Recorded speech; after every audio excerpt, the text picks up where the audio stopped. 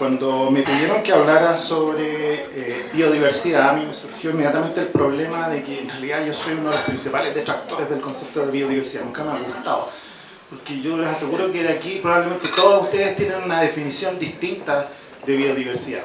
Ahora, entendiendo que estamos hablando de animalitos, pajaritos, hongos y ese tipo de cosas, quedémonos con esa definición, que es algo que normalmente se considera bastante complejo porque incluye todos los organismos que viven en un lugar, sus interacciones, y eso hace desde ya que nos refiramos a un sistema, a un problema que por definición es muy difícil de abordar. Yo lo que quiero rescatar de las presentaciones anteriores es la idea de costo que se ha planteado, en el sentido de que si yo lo miro desde el punto de vista de la empresa, a lo mejor yo lo que tengo que hacer para acercarme a esta idea de sustentabilidad es internalizar costos. Por lo tanto, no puedo obtener todo lo que yo querría desde el punto de vista privado, digamos, sino que tengo que asumir que mi actividad tiene más costos. Bueno, desde el punto de vista de la biodiversidad también.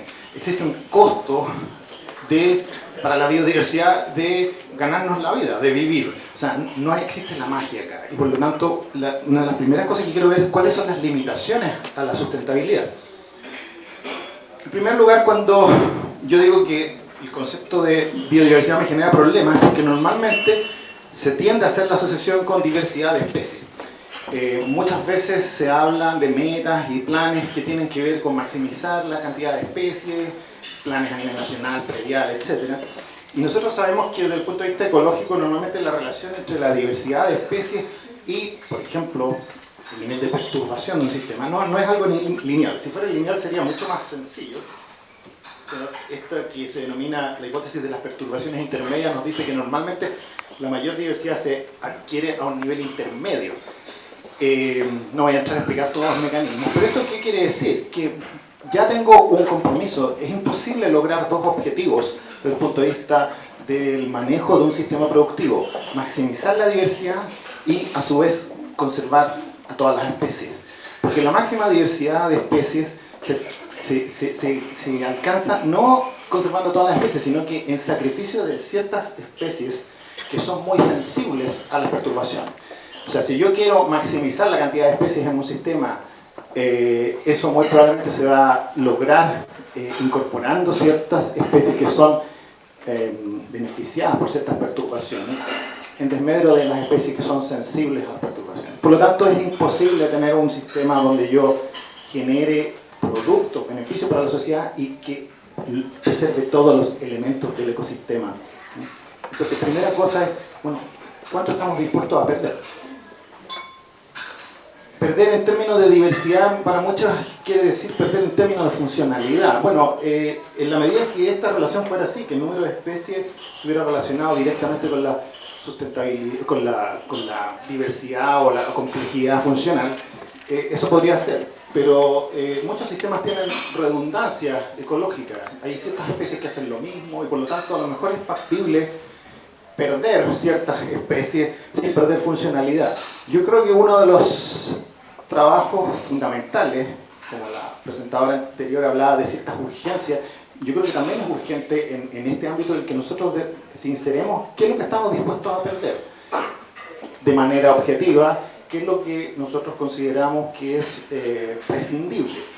Esta idea de la redundancia ecológica nos da ciertos elementos técnicos que nos permiten decir, bueno, a lo mejor hay ciertas especies que no son tan importantes desde el punto de vista funcional o ciertos elementos que a lo mejor son prescindibles. Tomo ese concepto para plantear la siguiente pregunta. Bueno, yo adquiero la condición de sustentable en un cierto punto o tengo grados de sustentabilidad. Por ejemplo, si yo tengo las relaciones que hay aquí entre estos son tres modelos que explican el paso de un tipo de bosque bastante complejo en Norteamérica a uno bastante simple. Uno en que en la medida que las perturbaciones son bajas, tengo una mayor proporción de esto, hasta que cuando son muy altas tengo un bosque muy sencillo, compuesto fundamentalmente por pinos bancianas. uno podría tener un paso lineal, y esto sería muy sencillo, porque yo puedo definir acá, entonces, bueno, ciertos porcentajes de pérdida de los elementos de esto en función del nivel de perturbaciones, o puedo tener umbrales, puntos críticos, o puedo tener situaciones como estas, donde en realidad tengo distintos puntos de equilibrio que hace el sistema mucho más complejo. Debe ser el rol entonces del foco de la sustentabilidad? Si nosotros pensamos que esto es lineal, siempre va a tener grados de sustentabilidad. Si yo pienso que existe cierto rango de perturbaciones, entendiendo por perturbaciones el uso que yo puedo hacer, en que las condiciones del sistema todavía se mantienen, bueno, el rol de la sustentabilidad o de la ciencia que apunta a la sustentabilidad debería ser identificar estos valores umbrales y no pasarse de ellos. Un ejemplo claro de esto tiene que ver con un fenómeno muy importante que ocurre a nivel del paisaje, que es lo que se denomina la conectividad del paisaje, que tiene que ver con la forma en que el paisaje facilita o dificulta el movimiento de los organismos en este. Y se sabe que en la medida que la cantidad de hábitat remanente va disminuyendo, la conectividad va disminuyendo, sin embargo no lo hace linealmente. Normalmente existen valores umbrales. Por lo tanto, uno podría decir que bajo un cierto, o sea, sobre un cierto nivel de existencia de un tipo de ambiente, la conectividad prácticamente no se altera. Sin embargo, superado un cierto valor, la alteración es dramática. La existencia de valores umbrales, entonces, debería ser uno de los principales alertas que nosotros deberíamos mantener dentro de nuestros programas de investigación en sustentabilidad. Lo que quiero recalcar nuevamente es esta idea de que no existe la magia. Nosotros no podemos hacer una conservación de todos los elementos y tenemos que definir entonces qué nivel de mantención queremos hacer, o por el contrario, sincerar el nivel de pérdida. ¿Qué es lo que estamos dispuestos como sociedad a sacrificar en pos de tener papel, madera y ese tipo de cosas? Yo creo que esa es una cosa que nunca hemos querido hacer porque es feo. Y siempre lo hemos mantenido como en un ámbito vago y que nos hace daño, yo creo. En segundo lugar, y esto es donde metí todo lo que no supe organizar de otra forma, le llamé enfoques de sustentabilidad, que son, en el fondo, discusión de algunas ideas que tienen que ver con cómo podemos avanzar en esta dirección que, como les decía, todavía no está para mí muy clara. Sin embargo, hay algunos elementos que sí son claros en términos de la relación que tienen con algunos de los, por ejemplo, temas que están incluidos en los programas de certificación y otros, digamos, conceptos asociados a la sustentabilidad de la actividad forestal. Uno de esos tiene que ver con la heterogeneidad. Si a mí me interesa la diversidad, efectivamente una de las cosas que tengo que manejar es la heterogeneidad, y la heterogeneidad en todo sentido. La heterogeneidad espacial, por ejemplo, hay toda una línea de investigación en términos de silvicultura para restituir elementos de los bosques que parezcan a bosque primario, dentro de los cuales hay, por ejemplo, la estratificación vertical, variación horizontal, los árboles grandes, algunos muertos, los desechos leñosos, en fin, sin número de variables que de alguna manera pueden incorporarse como indicadores de la gestión de un bosque, pensando en restituir aquellos elementos que son propios de los bosques primarios y que, por ejemplo, podrían estar asociados con ciertas especies que son muy sensibles a esas condiciones. Esta heterogeneidad también se puede manejar en sistemas más simples como las plantaciones forestales, donde es evidente, por ejemplo, de muchos estudios que se han realizado acá en Chile, la importancia del sotobosque como un estructurante de la diversidad biológica que puede existir en estos sistemas productivos. Aquí hay un ejemplo simplemente de una especie de ave, como su densidad aumenta significativamente en función de qué tan desarrollado está el sotobosque en la plantación. Y esto es uno de muchísimos ejemplos de otras especies que se han ido acumulando con los años y que muestran que esto es un fenómeno importante. Esa heterogeneidad se puede expresar a distintas escalas, plasmándose en estrategias de gestión. Una de las que podría considerarse como visiones extremas en términos de dejar que la conservación de aquellos valores o elementos sensibles se realice en lugares específicos para aquello, o sea, parques nacionales, y el resto no me molesten, yo hago lo que quiera. O, por el contrario, el compartir la tierra, como se llama esto, land sharing, que tiene que ver con generar elementos de compromiso a escala local, en términos de producción y conservación. Esto desde el punto de vista de una variable más concreta como la diversidad de especies, uno puede reconocer que, por ejemplo, yo puedo mantener en cada sitio una alta diversidad de especies. Desde el punto de vista del ámbito que a mí me interesa más, particularmente, a lo mejor de forma reduccionista, que son la visión a nivel de poblaciones.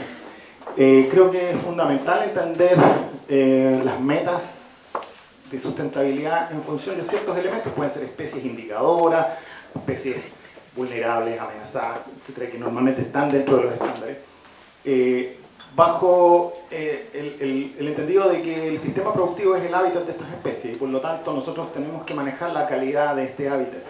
La calidad del hábitat entendida como una función de la productividad del sistema y que por lo tanto está muy relacionada con la viabilidad de las poblaciones. Quiero referirme muy brevemente a algunos ejemplos, cosas que nosotros hemos hecho. Por ejemplo, hay ciertos tipos de manejo forestal que reducen la abundancia de ciertos elementos como cavidades naturales. Obviamente un manejo forestal orientado a producción de madera bonita, digamos, en buenas condiciones, no es muy compatible con la presencia de árboles en desmoronamiento y con cavidades. Bueno, el manejo tendiente a generar estas cavidades artificiales aumenta significativamente la abundancia de las especies que la utilizan. Aquí se ve la abundancia relativa de estas especies cercanas en rayadito en lugares donde se colocaron cajas anideras, algo tan simple como eso, versus los que no. En primavera y en invierno no hay diferencias porque en invierno obviamente no se reproducen. Hay elementos entonces que pasan por la identificación de las variables limitantes que genera mi estrategia de manejo que yo eventualmente puedo sobrellevar o compensar mediante alguna estrategia de mitigación. Pasa todo muy rápido. Estoy por terminar. Los problemas de la sustentabilidad forestal son evidentemente problemas que no se pueden analizar solamente a la escala local. Hay un efecto por las dimensiones en las que estas áreas, que esta actividad se expresa, digamos, pero simplemente porque todos los fenómenos ecológicos tienen un efecto de contexto. No se puede analizar la situación de cualquier fenómeno ecológico, por ejemplo, con las condiciones necesarias para la reproducción de esta especie de ave en el bosque, sin entender el entorno. Como tampoco tiene mucho sentido pensar en la planificación espacial de las cosechas en una empresa, pensando en la conectividad del paisaje por corredores biológicos, etcétera, sin considerar lo que hacen los vecinos o la cuenca, un sistema mucho más amplio. Nosotros tenemos que entender que el entorno del fenómeno que nosotros estamos analizando puede ser muy influyente. Es como si yo me preocupara solamente de cómo es la casa sin preocuparme del barrio. Un ejemplo de un análisis que hemos hecho a nivel de plantaciones, porque fundamentalmente yo trabajo en plantaciones de pino, de cómo fajas de pino efectivamente pueden colaborar en la canalización e incremento del movimiento de animales, incluso de aves, que uno siempre considera que son las que menos necesitan esto, pero aquí se ve la diferencia en la tasa de movimiento de aves de bosque sin corredor, con corredor de 10 metros, con corredor de 40 metros, en unos experimentos que realizamos hace bastante tiempo. Y esto es especie específico porque para otras especies los patrones son diferentes. Entonces, cuando yo me preocupo de ciertas especies, en mi programa de manejo aparecen marcados algunas especies claves que tengo en el área. ¿Qué quiere decir eso? Normalmente uno ve que en las auditorías, y aquí esta es la única parte que me voy a meter exactamente en la parte de certificación, aparece información sobre la presencia de las especies. La presencia de las especies es una variable lo más cercano a lo inútil que puede haber. La abundancia, la capacidad reproductiva, la tasa de sobrevivencia son elementos fundamentales del cumplimiento de la meta, así es que yo lo entiendo como que lo que yo quiero hacer es asegurar la viabilidad de las poblaciones. Y finalmente, con esto sí que termino, hay aspectos relacionados con la tecnología. Nosotros podemos hacer el mismo trabajo con diferentes tecnologías y por lo tanto con costos e implicancias ambientales diferentes. Y eso es algo en que evidentemente sí se puede mejorar. Les quiero mostrar simplemente un ejemplo que digamos, puede tener varias lecturas, pero que apunta a esto. Nosotros hemos realizado en el último tiempo algunas evaluaciones del impacto que tienen las faenas de cosecha sobre la fauna. Y, por ejemplo, les cuento que esta especie de roedor, el Aurorix longipilis, no es una especie amenazada, pero prácticamente durante los 3-4 días que dura la cosecha en el área donde están estos, más del 50% de los animales mueren aplastados. Y es evidente, digamos, no puede pasar una máquina de las características de los harvesters, de los skillers, sin generar un impacto. Esto que puede parecer terrible, aquí lamentablemente hay un individuo que murió aplastado, lo rescatamos 50 centímetros bajo el suelo, porque el suelo colapsa. Es parte del sistema. ¿Podemos mejorarlo? Eventualmente sí, a lo mejor hay sistemas menos invasivos, pero desde el punto de vista del objetivo de la viabilidad poblacional, el 50% de la población que subsiste, o menos, el 30%, al año siguiente ya llegó al nivel poblacional que tenía antes. Entonces, si bien es cierto, se produce una matanza gigante de individuos, desde el punto de vista de mis metas, en el largo plazo a lo mejor, este no es un problema. Puedo descansar tranquilo de que esta especie no se va a extinguir por esto, y a lo mejor dedicar mis esfuerzos a identificar donde realmente están los problemas. Entonces, si yo simplemente me preocupo de las presencias, ausencias de las especies, ya sean amenazadas o no, normalmente me voy a quedar con una visión bastante parcial e insuficiente de la información.